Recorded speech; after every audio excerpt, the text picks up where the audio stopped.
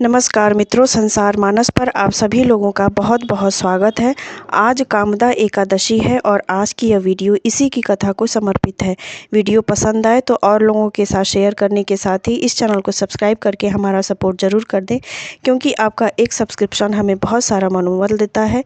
विद्वजन, अगर इस वीडियो में कोई कमी रह गई हो तो उसे क्षमा अवश्य कर दें। तो समय को बर्बाद ना करते हुए चलिए श्रवण करते हैं हम आज की कथा। एक बार युधिष्ठिर ने पूछा कि वासुदेव, आपको नमस्कार है। अब मेरे सामने यह बताएं कि चैत्र शुक्ल पक्ष में किस नाम की एकादशी होती है। भगवान श्री कृष्ण बोले, राजन, एकाग्र चित्त होकर यह पुरातन कथा सुनो, जिसे वशिष्ठ जी ने दिलीप के पूछने पर कहा था। दिलीप ने पूछा, भगवान, मैं एक बात सुनना चाहता हूँ। चैत्र मास के शुक्ल पक्ष में किस नाम की एकादशी होती है। वशिष्ठ जी बोले, राजन, चैत्र शुक्ल पक्ष में कामदा नाम की एकादशी होती है। वह परम पुण्यमयी है। पाप रूपी ईंधन के लिए तो वह दावानल ही है।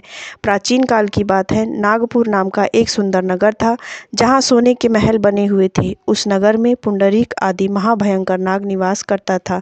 पुंडरीक नाम का नाग उन दिनों वहाँ राज्य करता था। गंधर्व, किन्नर और अप्सराएं भी उस नगर की सेवन करती थी। वहाँ एक श्रेष्ठ अप्सरा थी जिसका नाम ललिता था।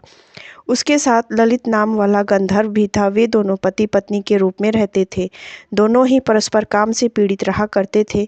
ललिता के हृदय में सदा पति की मूर्ति बसी रहती थी और ललित के हृदय में सुंदरी ललिता का नित्य निवास था। एक दिन की बात है। नागराज पुंडरीक राज्यसभा में बैठकर मनोरंजन कर रहे थे। उस समय ललित का गान चल रहा था, किंतु उसके साथ उसकी प्यारी ललिता नहीं थी। गाते गाते उसे ललिता का स्मरण हो आया, अतः उसके पैरों की गति रुक गई और जीभ लड़खड़ाने लगी। नागों में श्रेष्ठ कारकोटक को ललित के मन का संताप ज्ञात हो गया, अतः उसने राजा पुंडरीक को उसके पैरों की गति रुकने एवं गान में त्रुटि होने की बात बता दी। करकोटक की बात सुनकर नागराज पुंडरीक की आंखें क्रोध से लाल हो गईं। उसने गाते हुए कामातुर ललित को शाप दिया, दुर्बुद्धे, तू मेरे सामने गान करते समय भी पत्नी के वशीभूत हो गया, इसीलिए राक्षस हो जा।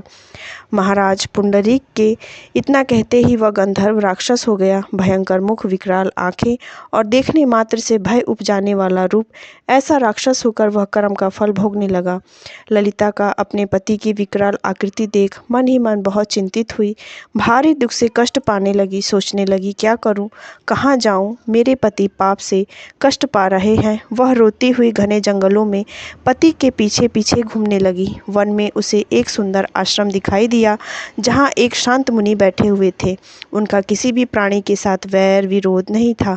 ललिता शीघ्रता के साथ वहां गई और मुनि को प्रणाम करके उनके सामने खड़ी हुई।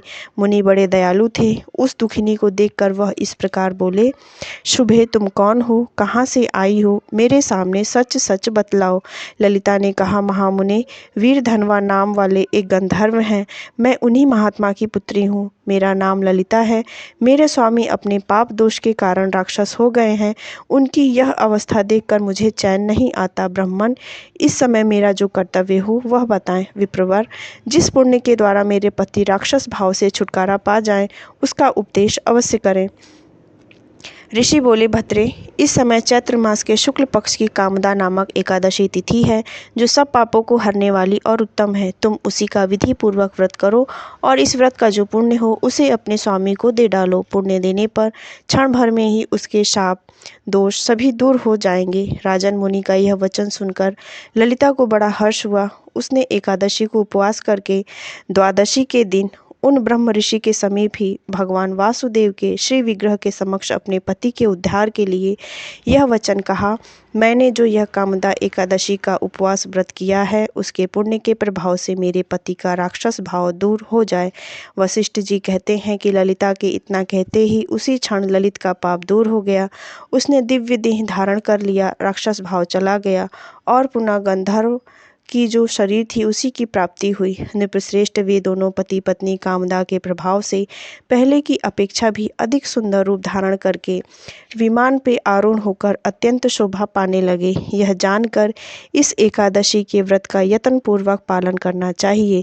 मैंने लोगों के हित के लिए तुम्हारे सामने इस व्रत का वर्णन किया है। कामदा एकादशी ब्रह्म हत्या आदि पापों तथा पिशाचत्व आदि दोषों का भी नाश करने वाली है। राजन, इसके पढ़ने और सुनने से वाजपेय यज्ञ का फल मिलता है। शास्त्रों में कहा गया है, यज्ञ दान तपः कर्म न त्याज्यम कार्यमेव तत्। श्रीमद् भागवत गीता में भगवान श्री कृष्ण के ये वचन अत्यंत महत्वपूर्ण है। यज्ञ दान और तप रूप कर्म किसी भी स्थिति में त्यागने योग्य नहीं है, अपितु कर्तव्य रूप में इन्हें अवश्य करना चाहिए। शास्त्रों में तप के अंतर्गत व्रतों की जो महिमा बताई गई है, सामान्यतः व्रतों में सर्वोपरि एकादशी व्रत कहा गया है। जैसे नदियों में गंगा, प्रकाश तत्वों में सूर्य, देवताओं में भगवान श्री हरि विष्णु की प्रधानता है, वैसे ही सभी व्रतों में एकादशी व्रत की प्रधानता है। एकादशी व्रत के करने से सभी रोग दोष शांत होकर लंबी आयु, सुख, शांति और समृद्धि की प्राप्ति करते हैं। साथ ही मनुष्य जीवन का मुख्य उद्देश्य भगवत प्राप्ति भी करता है। संसार में जीव की स्वाभाविक प्रवृत्ति भोगों की ओर रहती है, परंतु भगवत सन्निधि के लिए भोगों से वैराग्य होना अवश्य चाहिए। संसार के सब कार्यों को करते हुए भी कम से कम पक्ष में एक बार हम अपने संपूर्ण भोगों से विरत हो स्व में स्थित हो सकें और उन क्षणों में अपना सात्विक वृत्तियों से भगवत चिंतन में संलग्न हो जाएं। इसी के लिए एकादशी व्रत का विधान है। एकादश्यायाम न भुंजीत पक्षयोरुभय अप। दोनों पक्षों की एकादशी में भोजन नहीं करें। वास्तव में शास्त्रों ने व्रत का स्तर स्थापित किया है। अपनी श्रद्धा और भक्ति और अपने शरीर के सामर्थ्य के अनुसार जो संभव हो आपको अवश्य करना चाहिए। निर्जल व्रत हो सकता है, उपवास हो सकता है, केवल एक बार अन्न रहित दूध आदि पेय पदार्थों का ग्रहण कर सकते हैं। नक्त व्रत अर्थात दिन भर उपवास रख के रात्रि में फलाहार भी हो सकता है। एक भुक्त व्रत अर्थात किसी भी समय एक बार फलाहार करके भी व्रत रखा जा सकता है। अशक्त, वृद्ध, बालक और रोगी को भी जो व्रत ना कर सके, यथासंभव अन्न आहार का परित्याग तो एकादशी के दिन कर देना ही चाहिए। एकादशी देवी का प्रादुर्भाव मार्गशीर्ष मास के कृष्ण पक्ष में हुआ है। एकादशी से संबंधित बहुत सी बातें हमने बहुत सारी वीडियो में सभी लोगों को बता के जागरूक किया है। वैसे पुराणों में 26 एकादशियों की अलग अलग कथाएं आती हैं, जिन्हें पढ़ने मात्र से ही स्वाभाविक रूप से एकादशी व्रत के प्रति श्रद्धा जागृत होती है और साथ ही साथ हमें कथा के श्रवण करने का अक्षय पुण्य भी प्राप्त होता है। अतः हमें जो कोई भी एकादशी आवे, अगर हम व्रत ना भी कर सकें तो उस दिन कम से कम चावल का त्याग और उसके साथ ही भगवान श्री हरि विष्णु के भगवत भजन में ध्यान लगाकर उनका सुमिरन अवश्य करना चाहिए। क्योंकि एकादशी का जो व्रत है, मनुष्य के सभी अर्जित पापों को, वो पाप कितने भी बड़े हों या फिर वो सुमेरु पर्वत के बराबर भी हों, पुराणों में कहा गया है कि एकादशी का जो व्रत है इन सभी पापों को नाश करने में सामर्थ्यवान है।